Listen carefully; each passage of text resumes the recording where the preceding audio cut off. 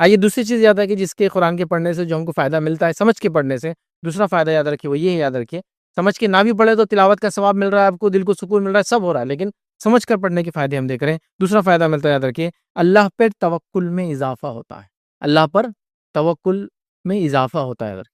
اور یہ بہت مطلب اہم چیز ہے، یاد رکھیے۔ آپ کبھی ایسا دیکھیے، میں اس کو یہ نہیں کہہ رہا ہوں کہ یہ سلف نے ریکمینڈ کیا، صحابہ ایسا کرتے تھے کبھی، لیکن آپ ایسے مصیبت میں ہیں، دکھ میں ہیں، پریشانی میں، رینڈملی قرآن کا سے کچھ بھی صفحہ کھول لیجیے اور ریڈنگ چالو کر دیجیے، آپ کے مسئلے کا حل موجود ہے اس کے اندر۔ رینڈملی بول رہا ہوں میں، اس وجہ سے اٹھا اور ریڈنگ کر لیا۔ اس کے اوپر میں کئی نان مسلم کی گواہیاں دے سکتا ہوں، انہوں نے کہا کہ کتاب کو سے رینڈملی کھولے تو ہم کو یہ فائدہ مل گیا، یہ پڑھا تو یہ فائدہ ہو گیا، وہ پڑھا تو فائدہ ہو گیا، وہ پڑھا تو یہ فائدہ ہو گیا۔ رینڈملی بول رہا ہوں میں، جب ان کو اتنا فائدہ ہو رہا ہے تو مومن کے توکل میں اضافہ کیوں نہیں ہوگا؟ جب اللہ کا کلام پڑھ رہا ہے، اس اعتماد، اس یقین اور اس ایمان کے ساتھ پڑھ رہا ہے، تو یہ بڑی اہم چیز ہے، یاد رکھیے۔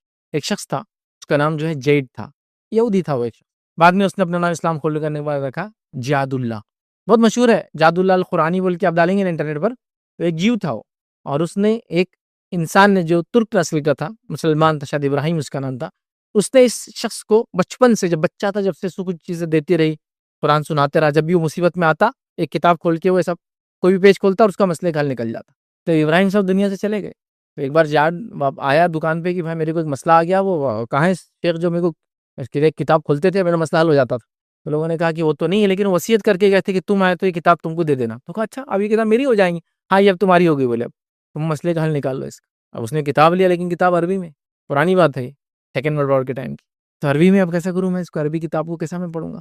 تو اس نے اپنے ہی دوست کے پاس گیا، بولا کہ میرے کو کیا کرو، میرا مسئلہ آتا تھا نا تو میں جاتا تھا ان کے ابراہیم صاحب کے، جنہوں کھولتے تھے میرے مسئلے کا حل نکل جاتا تھا، اب تم کیا کرو مجھے کھول کے سمجھاؤ میرے کو کیا ہے ابھی، چونکہ میرے کو عربی نہیں آتی، اب وہ شیخ صاحب وہ نہیں موجود ہے، تو یہ اس کو ترجمہ کر کے سمجھاتا تھا کہ اب یہ کیا نکلا۔ تو ایک نان مسلم اپنے مسئلے کا حل نکالا، اس کے بعد اس نے اسلام قبول کیا اس شخص نے، اور ایسا کہا جاتا ہے یاد رکھیے کہ ان کے ہاتھ پہ بہت کثیر تعداد میں، کچھ نے تو کہا کہ 1 ملین 10 لاکھ کے قریب لوگ ایمان لائے اس شخص کے ہاتھ پہ، کس کی محنت کے نتیجے میں؟ ابراہیم صاحب، جو کہ ایک ترک نسل کے آدمی تھے، انہوں نے اس بچہ تھا، اور اس کو ایک لمبا واقعہ ہے کہ بچپن میں چوری کرتے پکڑا گیا، اور اس زمانے میں بچے بھی اگر چوری کرتے سزا تھی ان کو، لیکن ابراہیم صاحب نے اس کو معاف کر دیا اور بولا اگلی بار چاکلیٹ چاہیے تو مانگ لینا میرے سے۔ آپ مان لو پہلے کے خواتین ایسی تھے، 14 15 سال، 13 سال کے بچوں کو سزائے موت ہوئی، معلوم آپ کو؟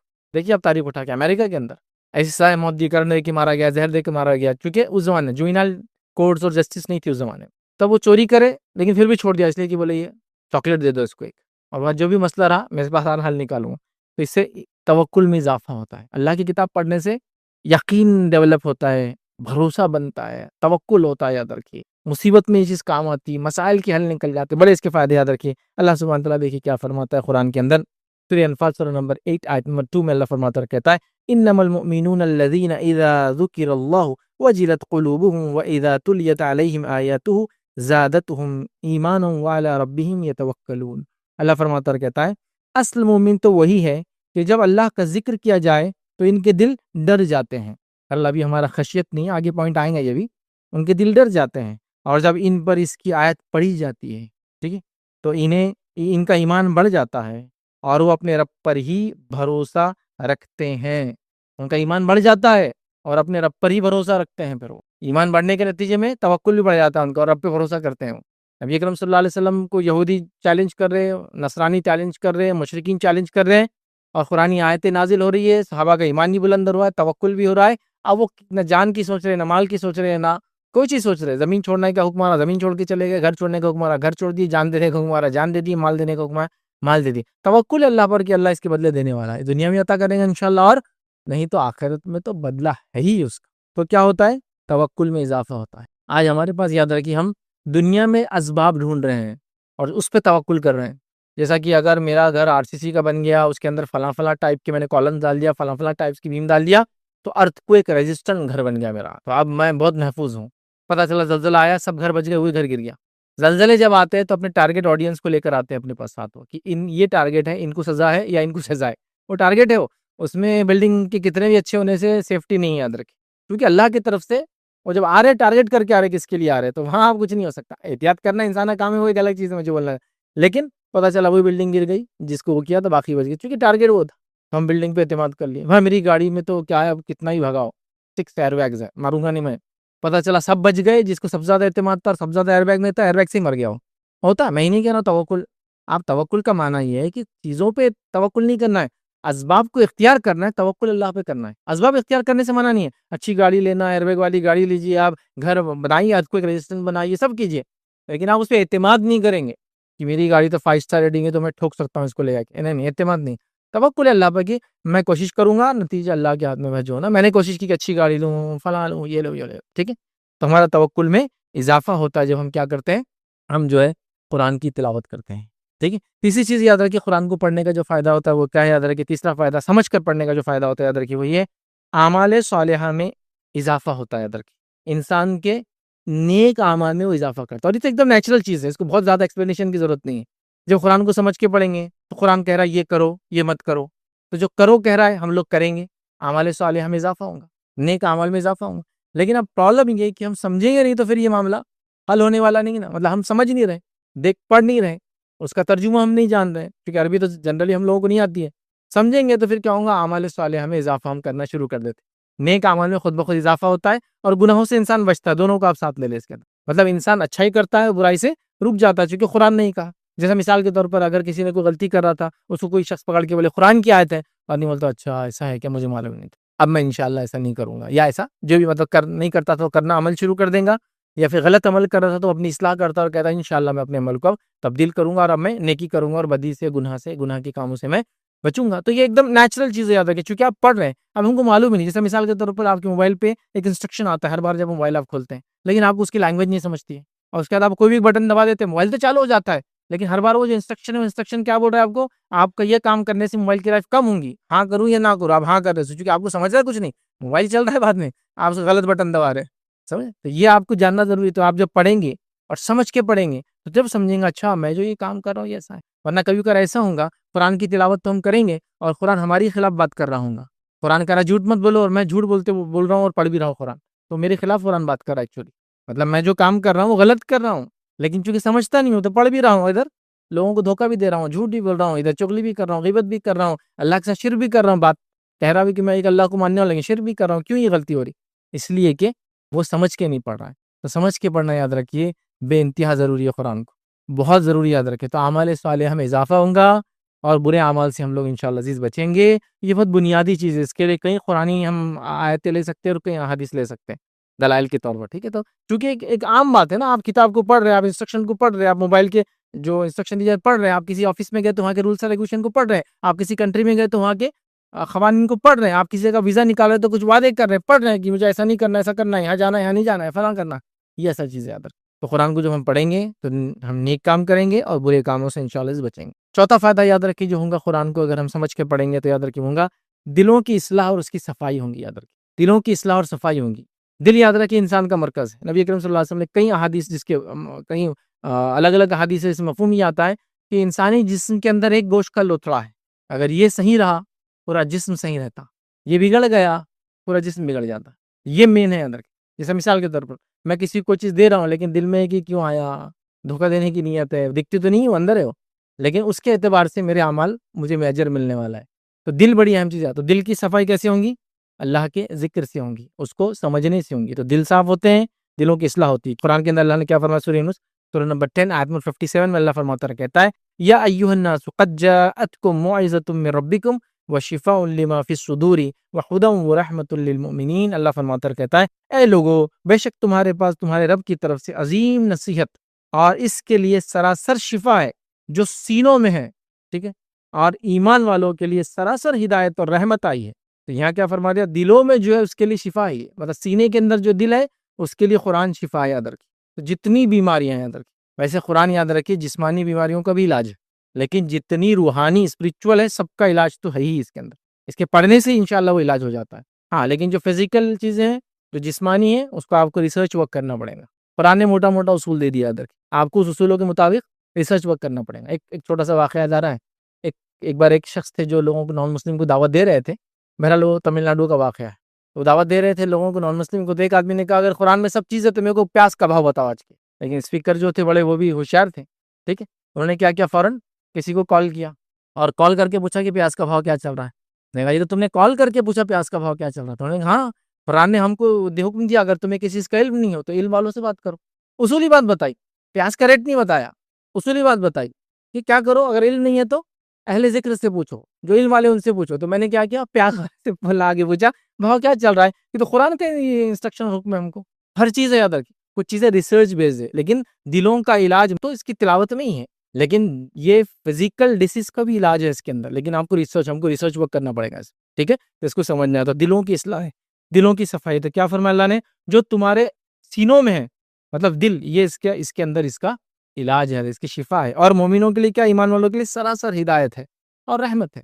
ہدایت بھی ہے اس کے اندر اور رحمت بھی ان کے اندر. یاد رکھیے شیخ سعدی رحمۃ اللہ علیہ، جن کی ایک بڑی مشہور تفسیر ہے تفسیر السعدی، اس کے اندر وہ کیا لکھتے ہیں اس کے بارے میں، یہ قرآن دلوں میں موجود ان بیماریوں کی شفا ہے جو خواہشات کی پیروی سے پیدا ہوتی ہے. دلوں میں کیسی بیماریاں پیدا ہوتی ہیں؟ کیونکہ ہم قرآن کو چھوڑ کر، اللہ کے کلام کو چھوڑ کر خواہشات کی پیروی کرتے ہیں. خواہشات کی پیروی سے پیدا ہوتی ہے اور شبہات کی وجہ سے یقینی علم میں رکاوٹ ڈال دیتی ہے. اور شبہات، شکوک کی وجہ سے، ڈاؤٹس کی وجہ سے یقینی علم کے بیچ میں روڑا ڈال دیتی ہے. ٹھیک ہے، پھر آگے لکھتے ہیں بے شک قرآن میں مواعظ، ترغیب و ترہیب جو ہے، اور اس کے بعد وہ لکھتے ہیں اور وعیدیں موجود ہیں جو بندے میں رغبت، خوف پیدا کرنے کا سبب بنتی ہے. تو لہٰذا ہم جو اپنی خواہشات کی پیروی کرتے ہیں تو دلوں میں برائی آ جاتی ہے. جب قرآن کی تلاوت کرتے اور سمجھ کے پڑھتے ہیں، وہ میل برا نکل جاتا ہے اور انسان جو ہے، جس کو کہتے ہیں ایک صاف اور شفاف دل لے کر آگے چلتا ہے. پانچواں فائدہ یاد رکھیے قرآن کو سمجھ کے پڑھنے کا، کیا وہ یہ دلوں کو سکون اور اطمینان ملتا ہے. اور یہ بات تو بڑی مشہور ہے، یہ آیت بھی بڑی مشہور ہے. یاد رکھیے سورہ رات کی آیت نمبر 28 ہے. یاد رکھیے سورہ نمبر 13 آیت نمبر 28 کیا ہے، الا بذکر اللہ تطمئن القلوب. اللہ کے ذکر میں جو ہے قلب، ہمارے جو دل ہے وہ اطمینان پاتے ہیں. دیکھیے دنیا میں آج جو بھی میں اور آپ کرتے ہیں، جو بھی کچھ بھی کام لے لیجیے، آپ کچھ بھی لے لیجیے، اس کی بنیاد کیا ہے، کیوں کرتے ہیں آپ اور میں؟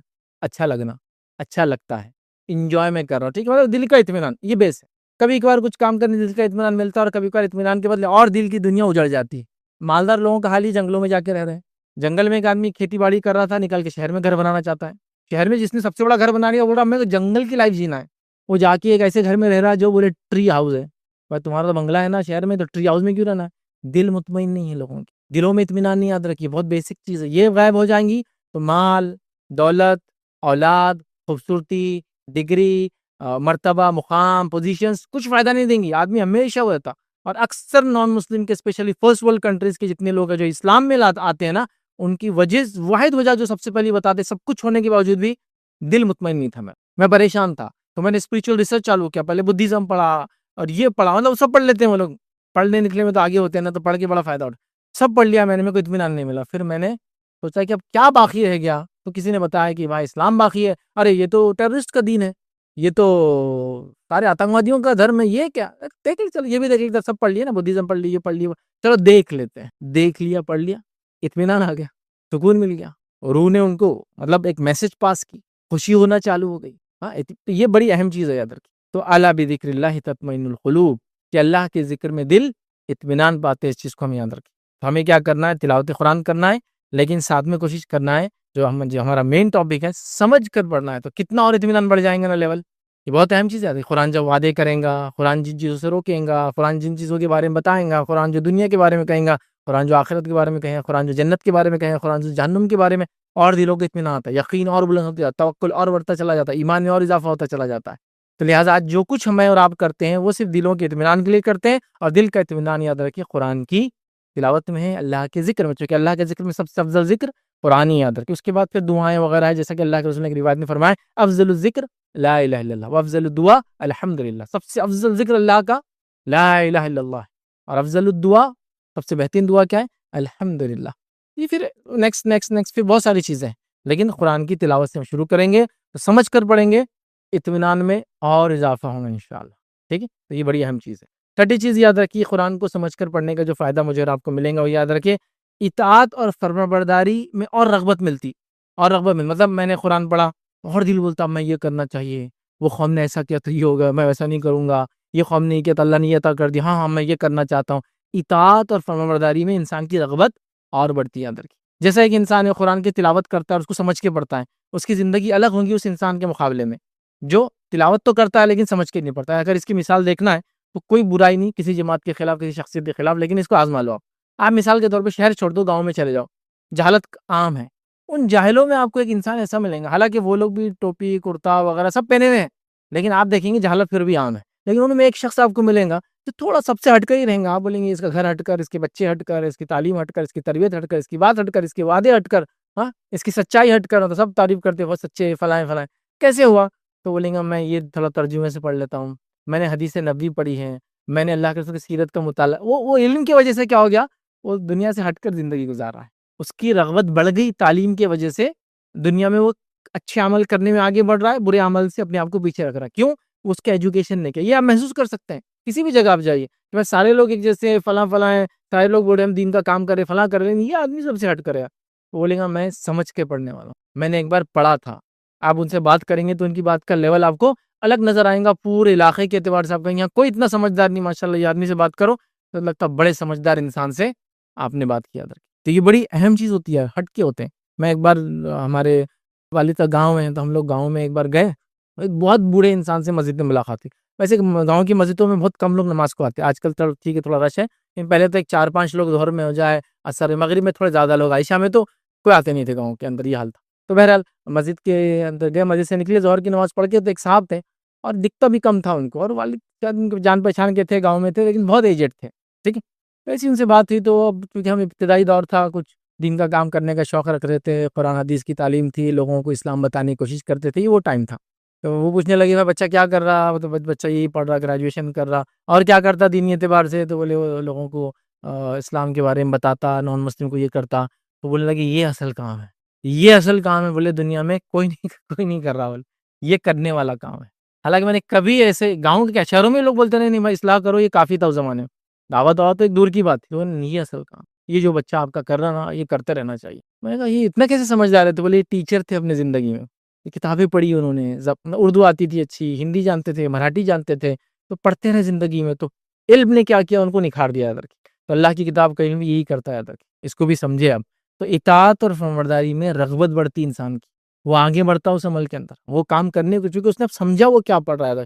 یہ بڑی اہم چیز ہے، یاد رکھیے. اور اللہ رب العزت نے قرآن میں جگہ جگہ اس بات کی نصیحت، جگہ جگہ وہ کیا، حتیٰ کہ نصرانیوں کے بارے میں یہ کہا کہ جب نصارہ اللہ کے کلام کو سنتے ہیں تو ان کی آنکھیں روتی ہے. اس کے کرسچنز ان کی آنکھیں رو رہی چونکہ وہ جانتے ہیں اللہ کا کلام ہے. اور یہودیوں کے مقابلے میں عیسائی تھوڑے نرم ہوتے ہیں، یاد رکھیں مسلمانوں کے لیے. ان کے دل کانپ رہے ہیں چونکہ وہ سمجھ رہے ہیں یہ کلام کو، وہ سمجھ رہے ہیں کلام کیا نصیحت کر رہا ہے ادھر کی. اور ان کا دل یا رو رہے ہیں اس چیز کو، کانپ رہے ہیں اس چیز کو سن کر، کیونکہ سمجھ میں آ رہا ہے نا. ان کی سمجھنا بڑی اہم چیز ہے. سمجھیں گے تو اطاعت اور فرمانبرداری کی رغبت پیدا ہوں گی. تو آج اطاعت اور فرمانبرداری کی رغبت کیوں نہیں ہے لوگوں میں؟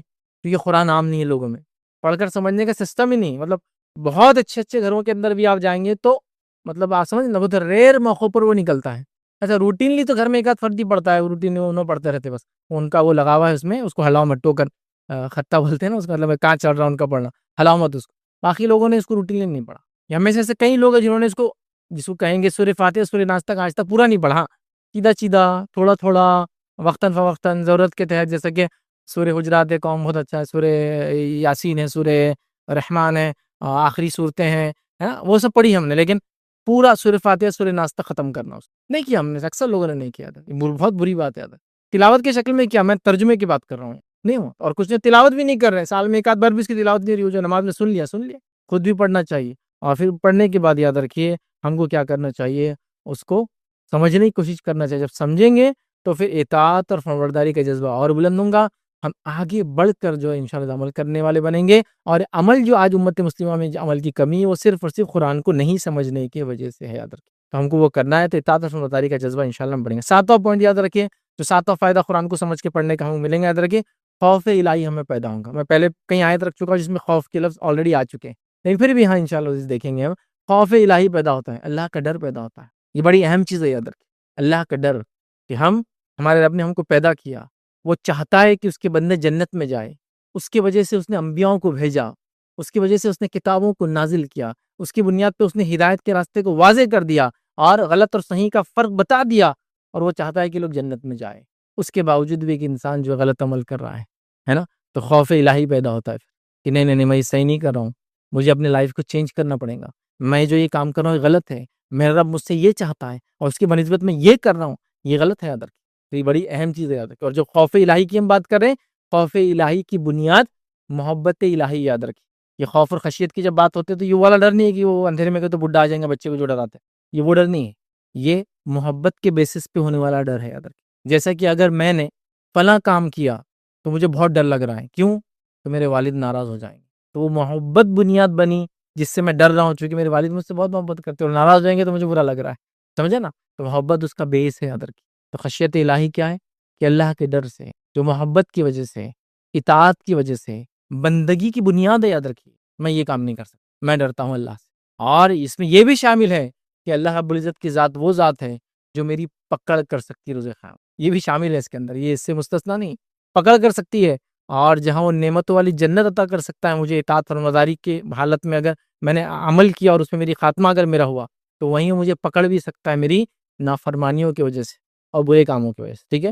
تو خوف الہی یاد رکھیے۔ اللہ رب العزت قرآن میں کیا فرماتا ہے؟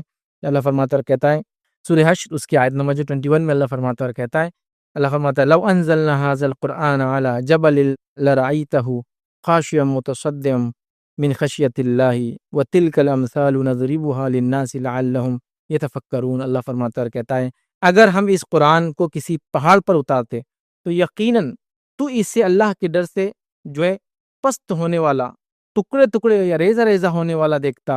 اور یہ مثالیں ہم انہی لوگوں کے لیے بیان کرتے ہیں تاکہ وہ غور اور فکر کرے، یاد رکھے۔ یہاں اللہ فرما رہا ہے کہ اگر تو دیکھتا ہم قرآن کو پہاڑ پہ اتارتے تو اس کے بوجھ سے وہ ریزہ ریزہ ہو جاتا، ٹھیک ہے؟ اس کے تعلق سے ابن عاشور رحمۃ اللہ علیہ لکھتے ہیں، فرماتے ہیں، اگر قرآن کا مخاطب کوئی پہاڑ ہوتا کا معنی کیا ہے، اور وہ پہاڑ خطاب کو سمجھ سکتا تو وہ قرآن کی خطاب سے اس طرح متاثر ہوتا کہ یہ اثر اللہ کے خوف سے پیدا ہوتا اور وہ خشیت قرآن کی معنی کے ذریعے اس میں اثر ڈالتی، مطلب وہ معنی کو سمجھتا تو وہ ریزہ ریزہ ہو جاتا، اور وہ اس وجہ سے ریزہ ریزہ ہوتا کہ وہ سمجھ رہا تھا کہ اس سے کیا خطاب قرآن کر رہا ہے۔ تو لہٰذا ایک مومن کو بھی چاہیے کہ قرآن کے خطاب کو وہ سمجھے، تو اس کے دل میں خوف پیدا ہوگا، پھر وہ عمل کی طرف راغب ہوگا، وہ نیکیوں کو بڑھ چڑھ کے کرے گا، وہ گناہوں سے اپنے آپ کو بچانے کی کوشش کرے گا، وہ اچھائی کا لوگوں کو حکم دینے والا بنے گا، وہ برائی سے لوگوں کو خود کو روکنے والا اور لوگوں کو روکنے والا بنے گا، یا رکنے والا اور روکنے والا بنے گا۔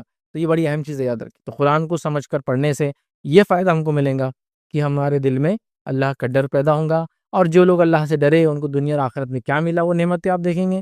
جو لوگ اللہ سے نہیں ڈرے اور نڈر ہو کے زندگی گزاری، منمانی زندگی گزاری، تو پھر ان کا کیا انجام دنیا اور آخرت میں ہو، وہ سب چیزیں ہم دیکھیں گے۔ یاد رکھیں، اس سے ڈر پیدا ہوتا ہے اندر، اور فطری چیز ہے، یاد رکھیں، ایک دم ہی نیچرل ہے۔ لیکن جس چیز کو ہم سمجھتے نہیں ہیں اس کو آپ پڑھیں گے، کتنا بھی پڑھے اس سے امپیکٹ نہیں پڑے گا، یاد رکھیں، کیونکہ ہم سے ریڈ کر رہے ہیں، چونکہ سمجھ میں نہیں آ رہا ہے وہ کیا ہے، ٹھیک؟ تو لہٰذا سمجھنے کے یہ فائدہ ہے۔ آٹھواں فائدہ یاد رکھیں قرآن کو سمجھ کر پڑھنے کا جو ہمیں ملے گا وہ یہ ہے، اخلاق اور کردار کی اصلاح ہوتی ہے۔ اخلاق اور کردار کی اصلاح ہوتی ہے، یاد رکھو، یہ آخری انشاءاللہ اس میں فائدہ دیں گے۔ اس کے علاوہ بھی ذیلی بہت فائدے ہیں، میں بس سرسری گنا دوں گا۔ اخلاق اور کردار کی اصلاح ہوتی ہے، یاد رکھیں۔ مسند احمد کی روایت ہے، نبی اکرم صلی اللہ علیہ وسلم کے تعلق سے کچھ لوگ آئے اور ماں عائشہ سے پوچھا، اللہ کے رسول صلی اللہ علیہ وسلم کے تعلق سے پوچھا، اے ام المومنین، مجھے نبی اکرم صلی اللہ علیہ وسلم کے اخلاق کے بارے میں بتائیے۔ یہ سوال انہوں نے کیا تو ماں عائشہ نے کیا جواب دیا؟ آپ نے فرمایا کہ نبی کے اخلاق تو قرآن ہی تھا، مطلب آپ کی زندگی کے بعد یہ سوال کسی نے کیا کہا، نبی کے اخلاق پوچھتے ہو؟ نبی کے اخلاق تو قرآن ہی تھے، یاد رکھیں۔ کیا تم قرآن نہیں پڑھتے؟ اللہ عز و جل فرماتا ہے، پھر انہوں نے سوال کیا، کیا تم قرآن نہیں پڑھتے؟ اللہ عز و جل فرماتا ہے، وَإِنَّكَ لَعَلَىٰ خُلُقٍ عَظِيمٍ، اللہ نے فرمایا، اور بلا شبہ البتہ آپ خلق عظیم پر فائز ہیں، مطلب اخلاق کے سب سے بلند مرتبے پر آپ فائز ہیں۔ کون فائز ہے؟ نبی کرم صلی اللہ علیہ وسلم۔ جب سوال ہوا کہ نبی کی زندگی کیا تھی، آپ کے اخلاق کیسے تھے، ماں عائشہ کیا جواب دے رہی؟ آپ کی زندگی قرآن تھی۔ کیا تم نے قرآن نہیں پڑھا؟ قرآن نے خود گواہی دی نبی کے اخلاق کی کہ آپ سب سے بلند درجے فائز ہے۔ تو نبی کے اخلاق کے تعلق سے پوچھا گیا تو آپ نے کہا قرآن۔ اس سے پتہ چلا اگر ہم قرآن پڑھیں گے تو اخلاق اور کردار کی اصلاح ہوتی ہے، یاد رکھیں، اور سمجھ کے پڑھنا یہاں سے یاد ہے۔ تو اخلاق اور کردار کی کیسی اصلاح ہوں گی؟ اب میں آپ کو کیا بتاؤں، دنیا کہہ رہی ہے بہت ساری چیزیں بد اخلاقیاں ہیں، شریعت تو کہہ ہی رہی ہے جھوٹ بولنا بد اخلاقی ہے، گناہ تو بہت بڑا گناہ ہے لیکن بد اخلاقی ہے، اس سے انسان کا کریڈٹ ختم ہو جاتا، اس کی حیثیت ختم ہو جاتی، لوگ اس کو جھوٹا بولتے ہیں، اس پہ کوئی اعتماد نہیں کرتا، ایسے سماج پہ کوئی اعتماد نہیں کرتا جو جھوٹ بولتا ہے۔ کسی کی پیٹھ پیچھے بات کرنا قرآن حرام قرار دیتا ہے، اسلام حرام قرار دیتا ہے۔ دنیا کہہ رہی ہے پیٹھ پیچھے بات کرنے سے کریڈٹ خراب ہوتا ہے، لوگوں میں آپ کی برائیاں عام ہو جاتی ہے، لوگ آپ کو جو ہے نیچا سمجھنے لگتے ہیں، اس کو جب معلوم ہو جاتا ہے اس شخص کو تو وہ آپ سے بدلہ لینے کی بھاونا رکھتا ہے نا؟ یہ سب دنیا کہہ رہی ہے، اس کا نقصان ہے، ہم نے نہیں کرنا چاہیے۔ بزنس اچھا کرنا ہے تو سچ بولو، آپس میں کتنا بھی جھوٹ بولو لیکن بزنس دھندے میں مت بولو جھوٹ، کیوں؟ تو سچ بولو گے تو بزنس اچھا چلتا ہے۔ تو انہوں نے دنیا کے فائدوں کے لیے یہ کر رہے ہیں، لیکن شریعت تو یہ کہہ رہی ہے نا۔ تو آپ سے لوگوں کے اخلاق کے بارے میں پوچھا گیا، آپ میں عائشہ کہہ رہی ہے آپ کیا قرآن نہیں پڑھا تم نے؟ قرآن ہی نبی کرم صلی اللہ علیہ وسلم کے اخلاق تھے، یاد رکھیں۔ تو لہٰذا اگر ہم قرآن پڑھیں گے سمجھ کر پڑھیں گے تو اخلاق اور کردار کی زبردست اصلاح ہوں گی اور ہم وہ مومن بنیں گے جو شریعت چاہتی ہے. یاد رکھیے یہ بڑی اہم چیز ہے. یاد رکھیے یہ بڑی اہم چیز ہے. اور آج اخلاق کے معاملے میں یاد رکھیے ہمارے بہت زیادہ گراوٹ آ چکی ہے. دنیا کہہ رہی ہے, ہم خود بھی کہہ رہے ہیں, کتنی بد اخلاقی, گالیوں کی شکل میں بد اخلاقی, جھوٹ کی شکل میں بد اخلاقی, دھوکے کی شکل میں بد اخلاقیاں, اور کتنی ساری برائیاں ہیں یاد رکھیے جو ہمارے سماج میں پائی جا رہی. کیا بنیاد ہے اس کی؟ یہی یاد رکھیے اللہ کی کتاب کو سمجھا نہیں, سمجھ کر پڑھا نہیں, تو ویسا کریکٹر نہیں بنا, ویسے اخلاق نہیں بنے, ویسا انسان میں نہیں بن پایا جیسا میں نے بننا چاہیے تھا. لہٰذا ہمارے لیے ضروری ہے کہ ہم قرآن کو پڑھیں اور اخلاق لیں. اب اس کے علاوہ قرآن کو سمجھ کے پڑھنے کے کیا فائدے ہیں؟ قرآن کو اگر سمجھ کے ذیلی چھوٹے چھوٹے فائدے میں اس کے علاوہ کئی میں دے سکتا ہوں اسی مثال. قرآن کو آپ سمجھ کر اگر پڑھیں گے انشاءاللہ عزیز تو ہم کو فائدہ یہ ہوگا کہ ہم دنیا بھی سمجھنے والے بنیں گے. قرآن کو سمجھ کے پڑھیں گے تو ہم انسانیت کو سمجھنے والے بنیں گے. قرآن کی ابتدا ہی ہوتی ہے انسانیت کے 3 طبقوں سے. قرآن کی جب آپ ابتدا کرتے ہیں سورہ فاتحہ اگر ختم کر دیں تو سورہ فاتحہ کے بعد سورہ بقرہ چالو ہوتی ہے. سورہ بقرہ کی ابتدا ہوتے اللہ نے 3 انسانیت کی جو کیٹیگریز ہے تینوں کا ذکر کر دیا. شروع ہوتے ہی انسانیت کی 3 کیٹیگری ہیں, ایک ایمان والے, دوسرے کافر, تیسرے منافق. بس 3 ہی کیٹیگری ہے. اور ایمان والے کو چھوڑ دے تو کافر اور منافق دونوں ہی کی, وہ بھی کافر ہے. منافق اور پردے درجے کا کافر ہے. تو انسانیت کی قسمیں آپ کو پتہ چل گئی, ہیومن بینگز کیسے ہوتا ہے نا, یہ آپ کو پتہ چل گیا. اگر قرآن کا مطالعہ کریں گے تو اہل کتاب کی غلطیاں اور انہوں نے کیا اچھے کام کیے وہ پتہ چلیں گے, تاکہ ان کی غلطیاں ہم ریپیٹ نہ کریں, اور وہ جو اچھے کام کرتے اللہ جن سے خوش ہو وہ کرتے رہے. قرآن کا مطالعہ کریں گے تو انبیاء کے واقعات ہم کو پتہ چلیں گے. قرآن کا مطالعہ وہ کریں گے تو سائنس اور ٹیکنالوجی کی باتیں پتہ چلیں گی. قرآن کا مطالعہ کریں گے, قرآن آگے کی ایسی چیزیں بتائیں گا جو بہت تعجب خیز ہوتی ہے. یاد رکھیں بہت تعجب خیز, مطلب کچھ باتیں تو ایسی ہیں کہ جس کو آپ مطلب ہم اگر اس کو پڑھتے جائیں صرف تو تعجب ہوتا ہے کہ یہ اس کا معنی ہے کیا, ایسا بھی ہو سکتا ہے کیا. میں یہ نہیں کہہ رہا ہوں کہ یہ سلف نے صحابہ نے اس کو ایسا پوائنٹ آؤٹ کیا, لیکن آپ پڑھ کے دیکھیے, کبھی اس کو صرف مطالعہ کیجیے, آپ بھی تعجب کریں گے کیسی بات ہے, کیسی دل کو چھونے والی بات ہے, کیسی سائنٹیفک بات ہو رہی ہے, کیسی بالکل اپروپریٹ بات قرآن کر رہا ہے, دل کو چھونے والی بات ہے. یہ ریسرچ ورک کے بعد بھی ایسی باتیں نہیں سمجھ میں آتی, ایسی بات قرآن کر رہا ہے. یہ بڑی تعجب خیز چیز ہے. یاد رکھیے مطلب دیکھیے قرآن مطلب عجیب و غریب چیز, لاجک, ریزننگ, یہ سب چیزیں اس کے اندر ملیں گی آپ کو, اتنا کچھ کی جس کی کوئی انتہا نہیں. بلکہ ایک نئی اسٹڈی تو کیا بتا رہی ہے معلوم, بہت ابھی آج کل بہت کامنلی چل رہا ہے, جو سیمیٹک لینگویجز ہے. آپ دیکھیے اگر دیکھنا ہے اچھی اسٹڈی ہے, جو سیمیٹک لینگویجز ہے جس میں عربی سب سے زیادہ وہ ہے چونکہ سب سے مشہور اور زندہ زبان ہے. اس کے بعد ہیبریو بھی آتی ہے لیکن وہ ابھی زندہ زبان میں بہت کم لوگ بولتے ہیں, اور اریمک بھی ایک آتی ہے یاد رکھیے, تو وہ بھی لیکن بہت کم لوگ بولتے ہیں. عیسیٰ علیہ السلام کے زمانے میں وہی چلتی تھی, بائبل اصل اسی میں لکھی گئی تھی جو تھی, تو ٹھیک ہے جب بھی لکھی گئی تھی, لیکن ابھی ہے ہی نہیں, ٹھیک ہے اریمک ہے. تو یہ جو سیمیٹک لینگویجز ہے اس میں عربی تو بالکل زندہ اور وہ زبان ہے کے بارے میں ریسرچ اسٹڈی یہ کہتی ہے اس کو پڑھنے سے ذہن تر و تازہ اور اچھا رہتا ہے, لاجک ریزننگ بڑھتی ہے, آپ کی صلاحیتیں انکریز ہوتی ہے, کیونکہ اس لینگویج کی خصوصیت جب بولا جاتا ہے تو دماغ کے ان حصوں کو جا کے ہٹ کرتی ہے جو آپ کو فلاں چیزوں میں فائدہ دیتے ہیں. بالکل یہ آپ دیکھ لیجیے, کامن اسٹڈی بہت کامنلی چل رہی. بلکہ اس پہ تو میں نے آج تو نہیں ہے میرے پاس کوئی بھی ریفرنس نہیں ہے اس آرٹیکل کا, لیکن میں نے آج سے تقریباً 20 سے 25 سال پہلے ینگ مسلم ڈائجسٹ بول کے بہت مشہور کتاب آتی تھی ڈائجسٹ, آج بھی شاید چلتی ہو, ہم بہت پڑھتے تھے پہلے اس کو. تو اس کے اندر ایک پورا آرٹیکل آیا تھا کہ ایک جرمن جو شخص ہے, جو سائیکیٹرسٹ ہے, وہ لوگوں کا علاج عربی کے الفاظ سکھا کر کرتا ہے جو ذہنی مریض ہوتے ہیں, جس میں الگ الگ اس کی اسٹڈیز تھی, یہ بولنے کا یہ فائدہ, وہ بولنے کا یہ فائدہ, اللہ بولنے سے یہ فائدہ ہوتا ہے, اور یہ ذہن کا ہوتا ہے, یہ کلمہ پڑھنے سے. وہ مسلم نہیں ہے لیکن ڈاکٹر نان مسلم ہے, لیکن اس کی اسٹڈی کیا بتا رہی ہے کہ سیمیٹک لینگویجز میں یہ الفاظ بولنے سے ذہن کے یہ پارٹ کھلتے ہیں, تو میں یہ الفاظ ان کو پڑھا رہا ہوں. تو ایک مسلمان صرف اللہ کا نام بھی لیتا رہے نا, دماغ چلتا رہے گا اس کا اچھا ہمیشہ. کئی حافظ قرآنوں کو دیکھیا میں نے حال میں دیکھا, ایک ترکی کا حافظ قرآن تھے, 92 ایئرس کی ایج, مطلب وہ لکڑی پکڑ کے کھڑے رہتے, جب قائم میں کھڑے رہتے, اٹھنا بھی نہیں جانتا, پکڑ کے اٹھتے. 92 ایئرس کی ایج میں قرآن سنا رہے, اور جوانی کی کیا 16-17 سال کی عمر میں قرآن حفظ کیا تھا, آج تک قرآن پورا یاد ہے, آج تک سنا رہے, ذہن مکمل کام کر رہا ہے, جسم ساتھ نہیں دے رہا ہے. لیکن آپ دیکھیے نا 90 یا اس کے اوپر کے سال کے کوئی انسان جو بے دین ہے اس کو دیکھیے, اب یہ بے دیندار شخص کو دیکھیے, یہ قرآن کا امپیکٹ. ایسے کئی لوگوں کو دیکھا گیا بے ہوشی کے عالم میں لیکن قرآن پڑھتے ہیں, کوما میں لیکن قرآن پڑھتے ہیں, دوسری چیزیں نہیں پڑھتے. تو یہ اللہ کے کلام کا اثر نہیں تو کیا, کئی چیزیں دیکھی گئی ابھی حال کی چیزیں, یہ تو کہ اینستھیشیا کیا بولیں گے, مطلب لوگوں کو سیڈیٹ کرنے کے لیے, بے ہوش کرنے کے لیے دوائیں نہیں ہے, تو چھوٹے بچے قرآن پڑھ رہے ہیں, ان کے آپریشن ہو جا رہے ہیں. یہ پورے ریکارڈڈ ہے, یہ تو مطلب میں اس کو ریٹن فارم میں ریفرنس دے سکتا ہوں, لیکن آن لائن جا کے ریکارڈنگز دیکھ لیجیے کہ فلاں جگہ بم گر گیا, بچے کا پیر کٹ گیا, وہ قرآن پڑھ رہا ہے, اور اس کا مطلب زندہ انسان, ہوش میں انسان, اور اس کے پیر کو کاٹ کے نکالا جا رہا ہے, اور وہ اللہ کا کلام پڑھ رہا ہے, لیٹا ہوا ہے. تو یہ اطمینان کیسے اس کو مل رہا ہے, یہ سکون. تو میں ذیلی تو اتنے فائدے بتا سکتا ہوں, لینگویج سیکھنے کے اس کے فائدے, اس کو سمجھنے کے اس کے فائدے, قوموں کا عروج و سوال انسان کو سمجھ میں آتا ہے, قوم میں کیسی آگے جاتی ہے اور کیسے پیچھے آتی ہے، کامیابی اور ناکامی کے اصول کیا ہوتے ہیں وہ سیکھنے کو ملتے ہیں. ہاں، سائنس اور ٹیکنالوجی، ریزن اینڈ لاجک اور میتھ، دنیا اس کے اندر دنیا اتنا کہ جس کی کوئی انتہا نہیں یاد رکھے، بس آدمی اس کو ایک بار پڑھنے لگ جائے تو کئی چیزیں اس میں نکلنا شروع ہو جاتی ہے، یاد رکھے. اور ایسی کچھ چیزیں یاد رکھے جو تعجب خیز ہے. جیسے قرآن نے کہا کہ اللہ کے نزدیک عیسیٰ کی مثال آدم سی ہے. اللہ نے آدم سے کہا ہو جا، آدم ہو گئے. اگر کوئی یہ کہہ رہا ہے کہ نعوذ باللہ عیسیٰ علیہ السلام کو والد نہیں ہے تو یہ خدا ہو گئے، تو اللہ کے نزدیک عیسیٰ کی مثال آدم سی ہے. اگر نعوذ باللہ عیسیٰ کو تم خدا کہہ رہے ہو صرف والد نہیں ہونے کی وجہ سے، تو آدم کو کیا بولیں گے؟ ڈبل خدا، ماں بھی نہیں اور باپ بھی نہیں. تو کہ اللہ کے نزدیک عیسیٰ کی مثال آدم سی ہے، یہ سمجھانے کے لیے کہ تم صرف والد نہیں تو اس کو خدا مان رہے ہو ایک نبی کو، تو پھر یہاں تو آدم کو کچھ بھی نہیں، دونوں نہیں ہے.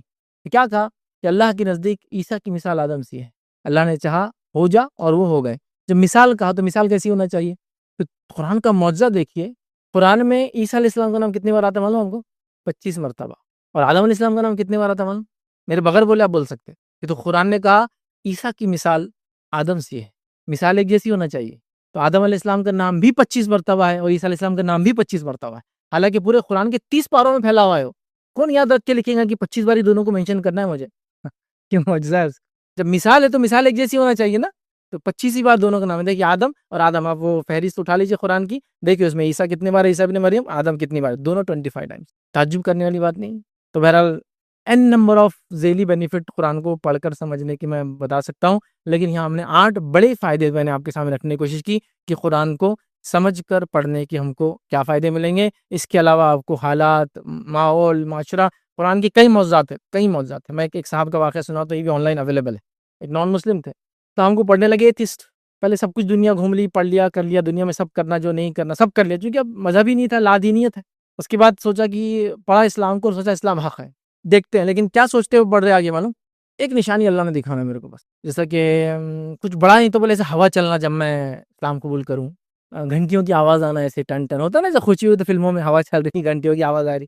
تو میں سوچا کچھ تو بھی ایک ہو جانا، کیا کروں. جب آخر میں اسلام قبول کرنے کی مسجد مطلب جانے کا ارادہ کیا تو میں نے بولا چلو کچھ نہیں تو تھوڑی تیز ہوا تو چلا دو بس. مطلب میں جا رہا اسلام قبول سے، ہوا آنا، چہرے کے بال ایسے پیچھے جانا، کچھ تو. اس کے بعد میں نے کیا کیا، قرآن کی ایک ایسی رینڈملی قرآن کھولا تو اس کے اندر ایک آیت تھی کہ یہ تم سے نشانیاں مانگتے ہیں، کیا ان کے اطراف میں ہم نے اور پہلے سے نشانیاں نہیں پھیلا دی؟ کیا یہ آسمان کو نہیں دیکھتے؟ کیا زمین کو نہیں دیکھتے؟ تو وہ تعجب کرنے لگے. میں ایک نشانی طلب کر رہا تھا اللہ سے کہ تھوڑی ہوا تو بھی چلا دے. اللہ کہہ رہا دیکھو نشانیاں میں نے آلریڈی اتنی پھیلا دی کائنات میں، یہ اور نشانی مانگتے تم سے. اللہ کے رسول پہ بات آ رہی ہے کہ تم سے ایک اور نشانی مانگتے ہیں. اپنی نفس میں دیکھو، زمین میں دیکھو، آسمان کی پیدائش دیکھو، سب نشانیاں ہیں. انہوں نے کہا کہ میں ایک نشانی طلب کر رہا تھا جب اللہ کے کلام کو کھولا اسلام قبول کرنے سے پہلے، تو قرآن کی آیت وہی بول رہی تھی تم اس کے بعد بھی نشانیاں مانگ رہے ہو. انسان اپنی پیدائش کو دیکھے کتنی نشانیاں، آسمان کی کریشن کو کتنی نشانیاں، زمین کو دیکھ کے ہری ہوتی ہے پھر سوکھ جاتی ہے، پھر بالکل خالی میدان بن جاتی ہے، پھر وہ میدان پہ ایک بارش آتی ہے، پھر وہ ہری ہو جاتی ہے، پھر اس میں چرین پرین پھیل جاتی ہے، سب نشانیاں اللہ کی. تو دیکھیے کیسا معجزہ ہوا ان کے ساتھ. وہ ایک نشانی طلب کر رہے، اللہ نے ان کو ایک نشانی دے دی. کہا کہ تم دیکھو آس پاس کتنی نشانیاں آلریڈی ہے، تم ایک اور نشانی ڈیمانڈ کر رہے. تو کہا نہیں میرے سے غلطی ہوئی، میں نشانی ایسی طلب ہی کیسے کر سکتا ہوں، کتنی نشانی اللہ نے آلریڈی بنا دی ہے کائنات میں. بہرحال تو کئی چیزیں یاد رکھی، تو اس کے عجیب و غریب معجزات ہیں، بس اس کو سمجھ کے پڑھنے کی ہم نے کوشش کرنا چاہیے. یہ اللہ کا کلام ہے اور اس کے کئی فائدے ہیں، n نمبر آف بینیفٹس آپ کو صرف پڑھ کر سمجھ کر پڑھنے کے انشاءاللہ ہم کو ملیں گے. ویسے اس کی خالی تلاوت بھی اجر سے خالی نہیں ہے میں بول رہا ہوں، لیکن سمجھ کے پڑھنے کے بہت سارے فائدے ہوں گے. میں اپنی بات کو اسی پہ ختم کروں گا. اللہ تعالیٰ سے میں دعا کرتا ہوں کہ اللہ رب العزت ہم کو اپنی کتاب کا پڑھنا، اس کا سمجھنا ہمارے لیے آسان کرے. اللہ سبحانہ تعالیٰ ہمیں اس چیز کی توفیق دے کہ اس کو سمجھ کر اس کے پیغام کو ہم انسانیت تک پہنچائے. اللہ سبحانہ تعالیٰ ہم تمام کو جتنے اس کے حقوق ادا کرنے کی توفیق عطا فرمائے. اللہ رب العزت ہمیں اور ہماری نسلوں کو اس سے محبت رکھنے والا اور اس پہ عمل کرنے والا بنائے، جب تک ہمیں زندہ رکھے، اسلام اور ایمان پر زندہ رکھے. اجازت کے بغیر اپنے جمع کیے ہوئے پیسوں سے کر سکتی ہے، کیونکہ شوہر کے گھر والے بڑے جانوروں میں حصہ لے کے کرتے ہیں عقیقہ، کیا یہ بھی صحیح ہے؟ تو دیکھیے سب سے پہلی چیز تو یہ ہے کہ آپ اپنے شوہر کی اجازت کے بغیر یہ نہ کریں، اس لیے کہ اس کو معلوم ہوگا تو بعد میں خواہ مخواہ کی ایک فتنہ ہوگا. حالانکہ ایسا کرنا کوئی مسئلہ نہیں، ایک اچھی چیز ہی کر رہے ہیں. بٹ اینی ویز لیکن ہمارے پاس تھوڑا سا مطلب جو سوسائٹی میں ہم رہتے ہیں، سوسائٹی کا ایک مسئلہ یہ ہے کہ یہ میل ڈومینیٹڈ سوسائٹی ہے. تو یہاں مرد کی غیرت ہر دھکے دھکے پہ جاگ جاتی ہے، جو کہ ہونا نہیں چاہیے. حالانکہ نبی اکرم صلی اللہ علیہ وسلم کا زمانہ، صحابہ کا زمانہ آپ دیکھیں تو مطلب جو ہاں بس خواہ مخواہ کی غیرتیں آتی وہاں وہ مسئلہ نہیں تھا یہاں تک. حتیٰ کہ کچھ جگہ تو ایسے گھرانے بھی ہم دیکھتے ہیں آپ کے زمانے میں جہاں میل کی انکم اتنی نہیں تھی، فیمیل کی ارننگ سے وہ گھر چلتا تھا، لیکن کوئی برا نہیں مانتا تھا اس کو. میں یہ نہیں کہہ رہا ہوں کہ عورت کو کمائیں لگانا اسے کھانا چاہیے، لیکن کچھ جگہ صحابہ سے ہوا ایسی حالت کہ وہ چاہ رہے تھے، اتنا نہیں ہوا. بیوی کو ہنر تھا، بیوی کچھ گھر میں بنا رہی ہے، سیل آؤٹ کر رہی ہے، وراثت میں کچھ پیسے ملے، فلاں کر رہی ہے، اور اس کا اپنا بینک بیلنس ہے، اس کی اپنی زندگی ہے اور شوہر کی اپنی زندگی ہے. ایسا وہاں پاس بہت مشکل ہے. بیوی کا اکاؤنٹ ہے تو شوہر ہی آپریٹ کر رہا ہے اس کو. بیوی ہر چیز یہاں بالکل کمپلیٹ کنٹرول والا میل ڈومینیٹ سوسائٹی آتا ہے، کہ جہاں وہاں بس عورت کی ملکیت اور اس کی خود کے فیصلوں کا جنرلی کچھ بھی نہیں. اس کا فیصلہ اس کا شوہر لیں گا، شوہر سے بھی زیادہ پہلے شوہر کی ماں لیں گی اس کے فیصلے، جتنے بھی لینا، بچے کب پیدا کریں گی، دواخانہ کہاں جائیں گی، یہ کیا کریں گی، سب اس نے لیں گی. اس کے بعد جو تھوڑے بہت ڈیسیجن اس کے پاس ہے، خود کے بچوں کے لیے بھی وہ اپنے شوہر اور اپنی ساس سر پہ ڈیپینڈ رہتی ہے. تو یہاں انڈیپینڈنٹ لائف نہیں ملتی ہے. اس وجہ سے بول رہا ہوں کہ آپ حقیقت چھپ کے کریں گے، اس کو پتہ چلے گا، جھگڑے کا گھر بنے گا. تو اس معاملے میں بولوں گا چھپ کر نہ کریں، آپ ان کو بتائیں کہ ایسا ایسا ہے. اور بڑے کے اندر یاد رکھیے، نبی اکرم صلی اللہ علیہ وسلم سے کوئی ایسی روایت ثابت نہیں سوائے ایک ضعیف روایت کے، جو کہ بالکل صحیح نہیں ہے. یاد رکھیے کہ بڑے میں حصہ ہوتا ہے، عقیقے کے اندر چھوٹے جانور میں کرنا چاہیے. لڑکے کے لیے 2 چھوٹے جانور، استطاعت ہے تو، نہیں ہے تو ایک بھی کر لیا تو چلیں گا. اور لڑکی کے لیے ایک چھوٹا جانور. یاد رکھیے لڑکے کے لیے جو میں نے ایک چلیں گا کہا، وہ مجبوراً ہے ہی نہیں، اور کر سکتا ہے ایک تو ایک بہرحال اس ٹائم کر دے، وہ کوئی مسئلہ نہیں انشاءاللہ. ٹھیک ہے، تو ایسا کرے، لیکن چھپ کے کرنے کا میں یہ کہوں گا نہ کرے. ہاں اتنے سمجھدار ہے، کوئی ایسا مسئلہ نہیں ہے تو پھر ایک الگ بات ہے، لیکن اگر ویسا نہیں ہے تو احتیاط کرنا زیادہ بہتر. جی جی، قرآن کو بچپن سے پڑھنا بہتر رہے گا کسی بھی بچے کے لیے. تو قرآن کی مطلب حفظ کرانا چاہیے یا عالمت کرانا چاہیے یا عربی سکھانا چاہیے، ان میں سے بہتر بات کیا ہے بچے کے لیے؟ سوال آیا کہ قرآن سیکھنے کے تعلق سے اگر بچپن سے اگر بچوں کے لیے اس میں محنت کی جائے تو کیا کرنا چاہیے؟ پہلے ان کو حفظ کرانا چاہیے یا ترجمہ وغیرہ ان کو پڑھانا چاہیے یا عربک ایز اے لینگویج سکھانا چاہیے؟ تو پہلی چیز یاد رکھیے، بچوں کو جو سب سے اچھا کام کر سکتے ہیں حفظ کرانا چاہیے، کیونکہ لینگویج وہ بعد میں سیکھ لیں گے لائف کے اندر، لیکن جو ڈیٹا بیس ہے قرآن، وہ بعد میں ایک ایج ہونے کے بعد سیکھنا تھوڑا مشکل ہو جاتا ہے. ناممکن نہیں ہوتا ہے، مشکل ہو جاتا ہے. تو پہلے قرآن حفظ کرا دیں، جو کہ ان کے پاس ایک بینک ہو گیا، نالج بینک آ گیا. اب اس کو سمجھنے کے لیے پھر لینگویج سکھانا شروع کر دیں. تو مے بی آپ نے 5 6 7 سال سے سکھانا شروع کیا، 10 سال تک اس نے کیا، اس کے بعد لینگویج سیکھنا چالو کیا اس نے لائف میں. اب وہ ایک لمبے ٹائم تک بھی سیکھ سکتا ہے، اسکول کالج کے ساتھ چلتا رہے گا انشاءاللہ. ٹھیک ہے، تو لہٰذا حفظ کرائیے. حفظ کے ساتھ ساتھ یا حفظ کے بعد، اگر بہت چھوٹا ہے تو پہلے حفظ کر لے، اس کے بعد لینگویج سکھانا چالو کیجیے. اور بچوں میں بڑی صلاحیتیں ہوتی ہے، یاد رکھیں ملٹیپل لینگویج سیکھ سکتے ہیں. آج کل اسکولوں میں جنرلی جو اسٹیٹ بورڈ اسکول ہوتے ہیں، 4 سے 5 زبانیں بچے سیکھتے ہیں ایک ساتھ. انگلش میڈیم سے تو انگلش، اس کے بعد ہندی اور مراٹھی، کچھ اسکولوں کے اندر عربی اور اردو بھی سکھائی جاتی ہے ان کو الگ سے.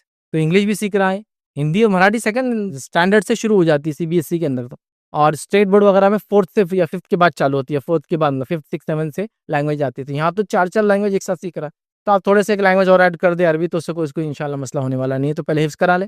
حفظ کے بعد یا حفظ کے ساتھ عمر کے حساب سے، سمجھداری کے حساب سے، انٹلیکٹ کے حساب سے ہر بچہ الگ ہوتا ہے.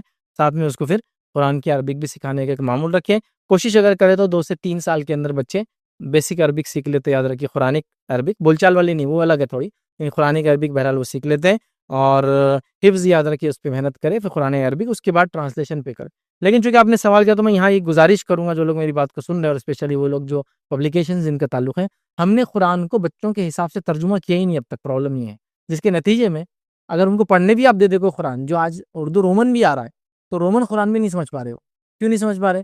جو لینگویج ہے وہ اتنی جس کو ڈیفیکلٹ ہے، اتنی مشکل ہے ان کے لیے، پلس کانٹیکسٹ کو ان کے حساب سے بھی نہیں بتایا گیا.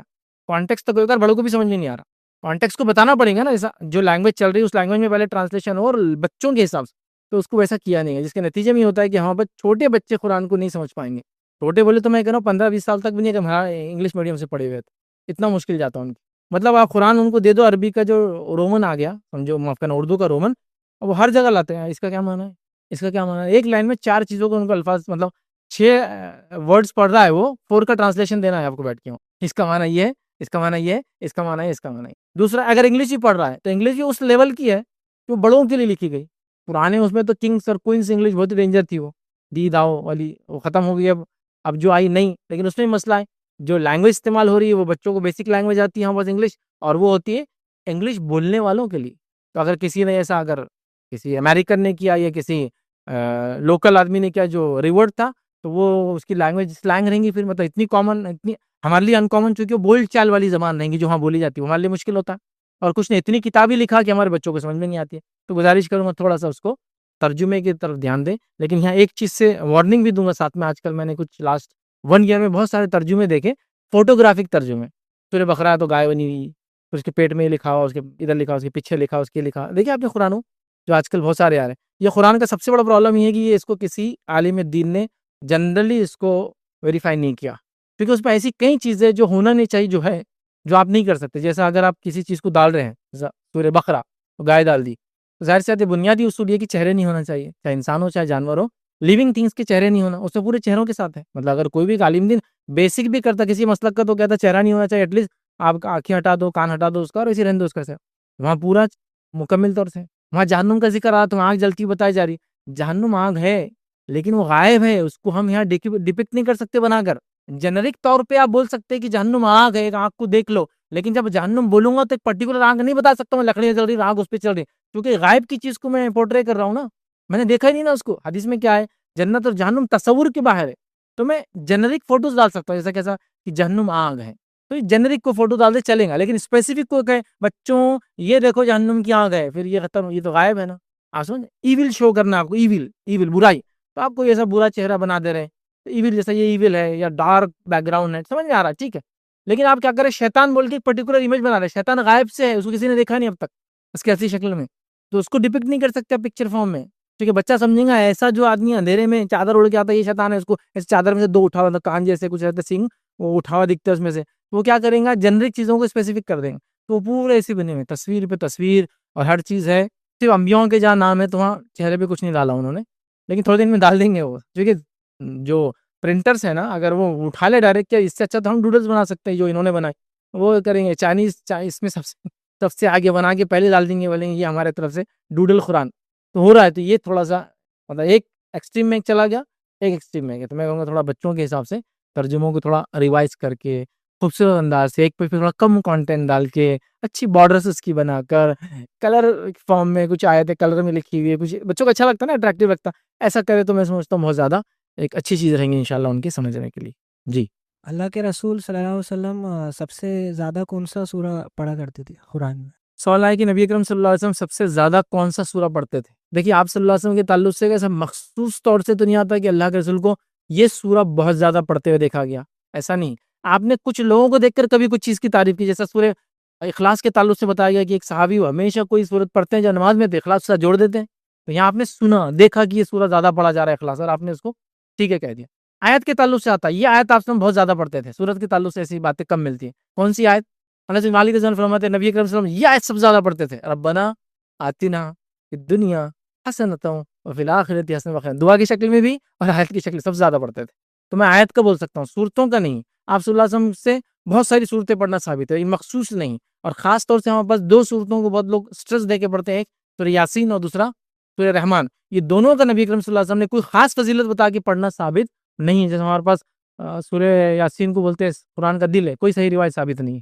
سورہ رحمان کی فضیلتیں ہیں لیکن ایسی کوئی فضیلت نہیں کہ اس کو زیادہ پڑھا جائے، اور آپ سے اس کو ہمیشہ پڑھتے زیادہ پڑھتے ایسی کوئی روایتیں بھی ثابت نہیں. ہاں آپ آخری صورتیں جو قرآن کی ہوتی تھی، ٹھیک ہے، وہ صورتوں کو اس کو مفصل صورتیں بولتے ہیں، جو سورہ نمبر 50 سے چالو ہوتی ہے یاد رکھیں اور آخر تک چلتی ہے یاد رکھیں.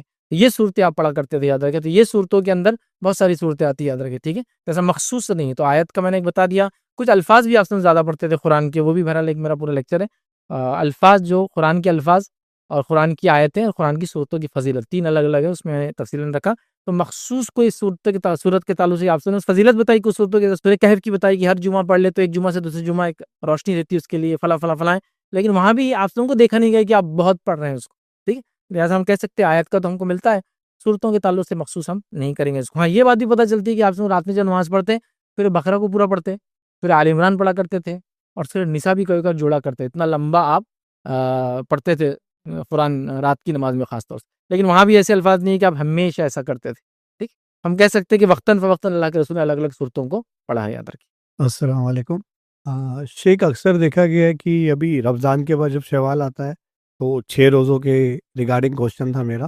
تو اکثر لوگوں کو یہ غلط فہمی ہے کہ رمضان کے بعد ایک روزہ رکھنے کے بعد ہی آپ باقی 5 رکھ سکتے ہیں، نہیں رکھ سکتے.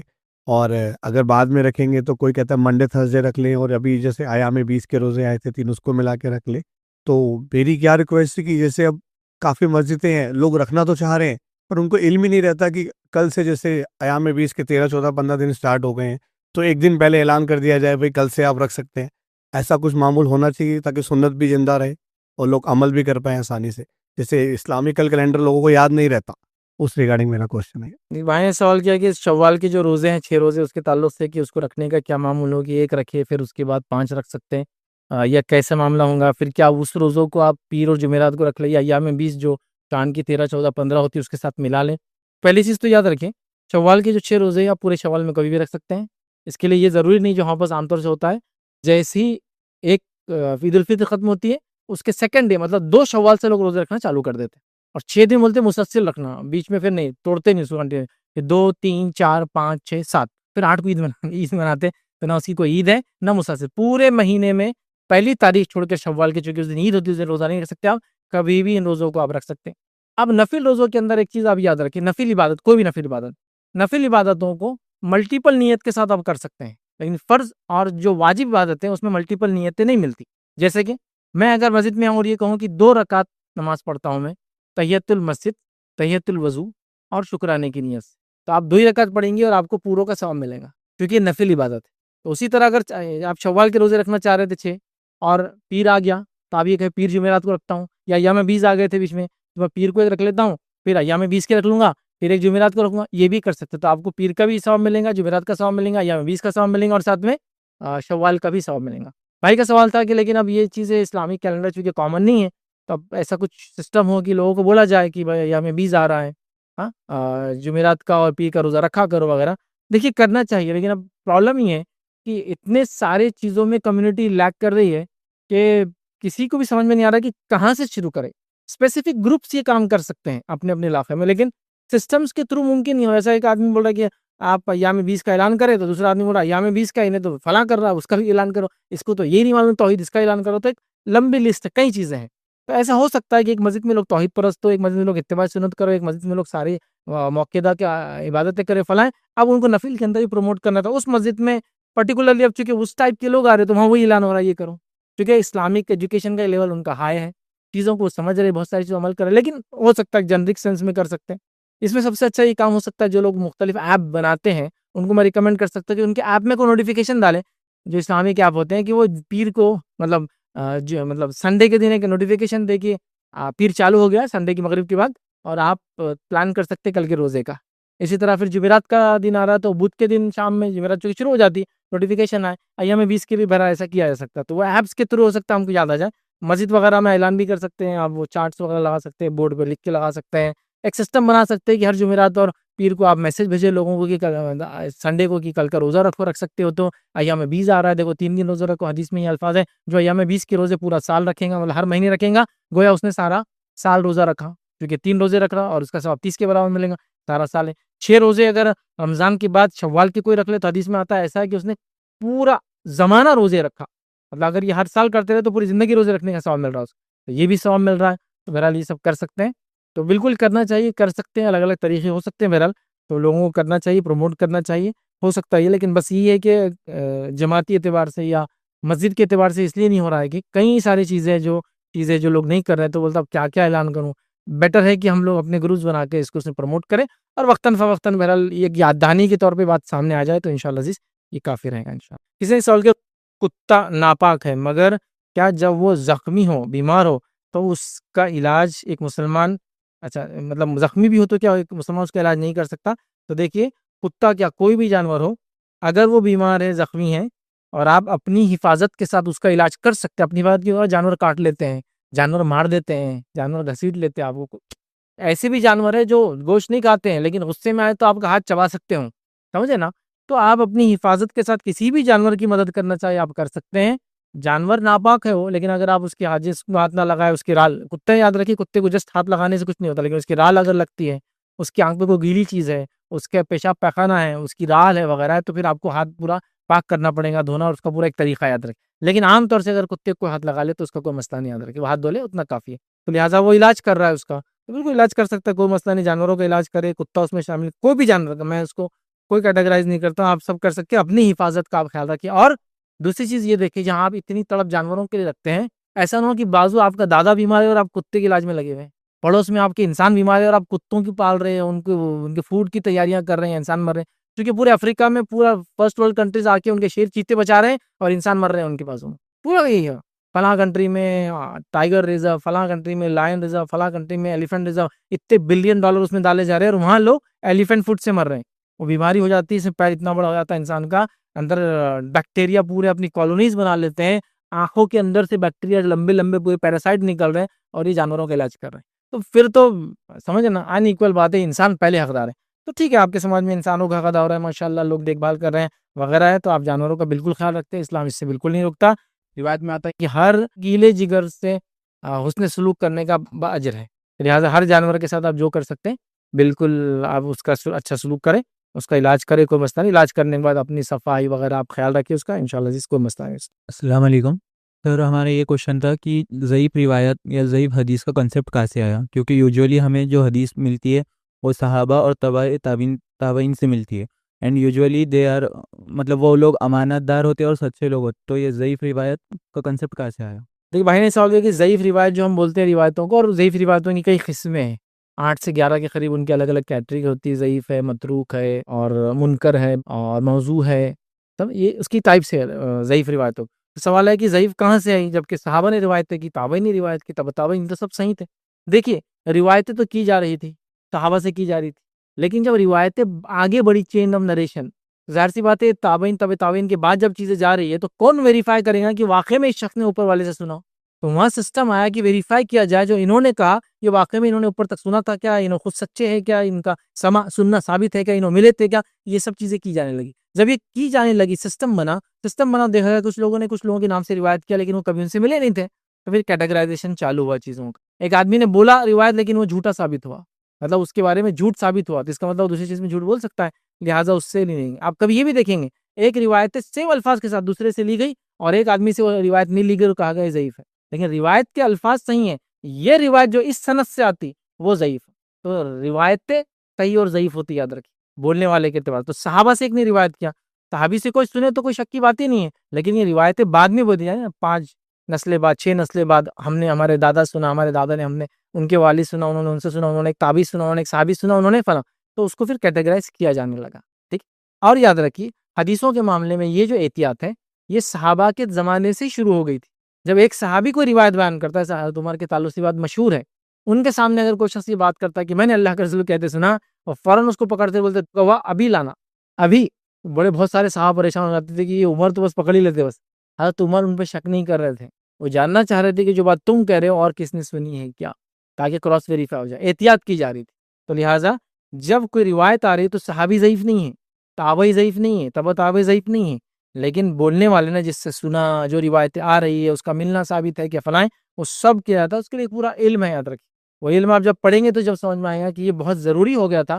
جب زمانہ اللہ کے رسول سے دور جا رہا تھا، لوگ غلط ملت چیزیں بیچ میں کر رہے تھے، اس کو ویریفائی کیا گیا، جس کے لیے پورا ایک سسٹم بنایا گیا اسماء و رجال کا، جس میں تقریباً 65,000 لوگوں کی زندگیوں کو اسکین کیا گیا اور لکھا گیا. اور انہوں نے زندگی میں ایک بار بھی جھوٹ بولا تھا تو لکھا گیا کہ اس نے جھوٹ بولا تھا، اور ان کی روایتیں پھر نہیں لی گئی.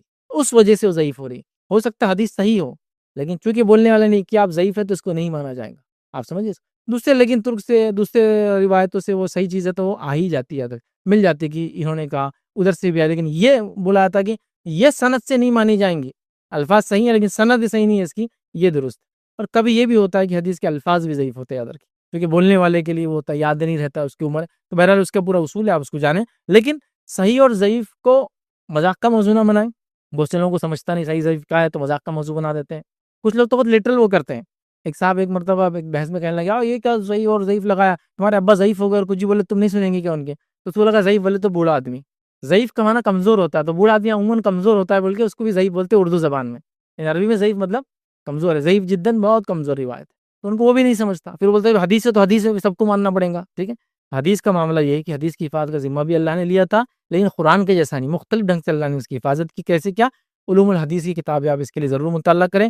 اور آج کے اس دور میں نوجوانوں سے خاص طور سے گزارش کروں گا اور والدین سے بھی کہ علوم الحدیث کے بارے میں بچوں کو اچھا علم دیں. اس لیے کہ آج کل جتنے فتنے ہمارے اطراف پھیل رہے ہیں، سب یہ کہہ رہے قرآن حق ہے، قرآن صحیح ہے، قرآن کا ٹرانسلیشن بھی صحیح ہے. وہ ان لوگوں کے ٹرانسلیشن ہی مانتے ہیں جن کے ہم بھی مانتے ہیں، وہ سب بولیں گے. لیکن حدیث میں آئیں گے تو آپ کو پھر زبردست بولیں گے، نشتر لگا دیں گے، شک اور شبہ آپ کے دل میں ڈال دیں گے. حتیٰ کہ آخر ان کا یہ رہتا کہ یہ تو سب کیا ہے، ایرانی چال تھی حدیثیں، جو 300 سال بعد نبی اکرم صلی اللہ علیہ وسلم کے لکھی جانا شروع ہوئی. اور یہ سب چال باز تھے لوگ، فلاں فلاں فلاں فلاں فلاں مطلب ایرانی چال بول کے بہت مشہور ہے یہ بات، تو بالکل علوم الحدیث کا آپ اٹھا لیجیے. ہر کسی دور میں آج بھی کئی لوگ الزام لگاتے کہ یہ ایرانی چال تھی، ایران کے لوگوں نے چونکہ وہ فلاں تھے، ان کو یہ وہ نہیں ہوا، ان کو ہضم نہیں ہوا، تو انہوں نے کیا کیا خلاف جانے کے لیے مسلمانوں کی یہ کی. ایسا کچھ بھی نہیں آتا کہ ہاں اکثر بڑے بڑے محدثین ایرانی ہوئے ہیں، ٹھیک ہے، وہ ایک الگ بات ہے. لیکن اس بات کو بھی سمجھنا ہے کسی کے ایران سے ہونے کی وجہ سے، وہ علاقہ تو پرشیا جس کو ہم کہتے ہیں، یاد رکھیے آج کا ایران نہیں، ایک بڑا علاقہ ہوا کرتا تھا اس زمانے میں، یاد رکھیے، ٹھیک ہے. اور اس زمانے میں یاد رکھیے وہ ان کا مسلک یہ نہیں تھا جو آج کے لوگوں کا ہے. یہ آپ کو پتا ہونا چاہیے کہ 400 سے 500 سال پہلے ہی ایران جو ہے وہ شیعہ مسلک کی طرف یا مذہب کی طرف جانے لگا، اور بعد میں شیعہ، ورنہ اس سے پہلے وہ کمپلیٹ سنی اسٹیٹ تھا، یاد رکھیے. ایسے ابتدائی دور سے شیعہ نہیں تھے وہ. تو یہ بھی جانے، اب تو تاریخ ویسے نہیں ہے. تو بہرحال یہ ٹاپک ضرور پڑھے، کیونکہ اسے بہت سارے لوگ وہ کر رہے ہیں کہ قرآن تو حق ہے، قرآن تو 100% صحیح ہے، لیکن حدیث میں شک ہے، حدیث 300 سال بعد لکھی گئی، حدیث ایرانی چال ہے، حدیث یہ، حدیث غیر عرب محدثین نے لکھی ہے، محدث اکثر غیر عرب ہے، فلاں یہ ایسا ہے، یہ ایسا ہے، فلاں فلاں، یہ اس طرح کی چالیں یاد رکھیں. تو یہ ان باتوں سے بچنے کے لیے بنیادی ہے، بہت بڑی بڑی کتابیں نہیں پڑھنا، علوم الحدیث، علوم القرآن وغیرہ پڑھیں تو انشاءاللہ بہت زیادہ اس میں جو ہے فائدہ ہوگا، اور یہ شک اور شبہات سے ہم انشاءاللہ اس بچیں گے. السلام علیکم. فیض بھائی، جو ہے تو ہر جگہ قرآن کے میننگ یا نسخے لے جانا تھوڑا مشکل ہوتا ہے، تو آج موبائل ہے تو کوئی ایسا ایپ آپ سجیسٹ کیجئے جس میں اچھے ترجمے جو ہے تو ہم لوگوں کو مل جائے، اور اردو ترجمہ یا انگلش یا ہندی ہے تو اس کو بغیر وضو کے بھی جو ہے تو پڑھ سکتے ہیں کہ یہ بھی تھوڑا سا. فائنل سوال یہ ہے کہ قرآن کا کوئی ایسا مطلب چونکہ ہم نسخہ لے جانا تو مشکل ہے، ٹریولنگ وغیرہ کرتے ہیں، تو ترجمہ اگر کوئی ایپ فارم میں ہو تو ایک بہت اچھا اور بہت اوتھینٹک ایپ ہے. انگلش کے بارے میں مجھے اس کا نالج نہیں ہے، لیکن عربی اور اردو میں تو ہے اویلیبل. مکتبہ شاملہ، مکتبہ شاملہ کا اردو ورژن بھی اویلیبل ہے، جس کے اندر تقریباً 10 سے 15 کے قریب ٹرانسلیشنز اور 8 سے 10 تفسیریں اس میں، اور آپ ہر آیت کے اوپر ٹرانسلیشن اور تفسیر آپشن چن سکتے ہیں، مطلب تفسیر ایک کا، ترجمہ ایک کا دیکھ سکتے ہیں آپ. تو ملٹیپل ترجمے اور ملٹیپل ہے، بہت اچھا ایپ ہے اردو جن کو آتی ہے. اگر اردو نہیں آتی ہے تو پھر آپ مختلف جو ترجمے نام میں لے سکتا ہوں وہ جس ایپ میں وہ لے سکتے ہیں، جیسا محمد تقی الدین ہلالی صاحب کا قرآن کا ترجمہ ہے احسن الکلام، وہ آپ پڑھ سکتے ہیں، بہت اچھا انگلش ترجمہ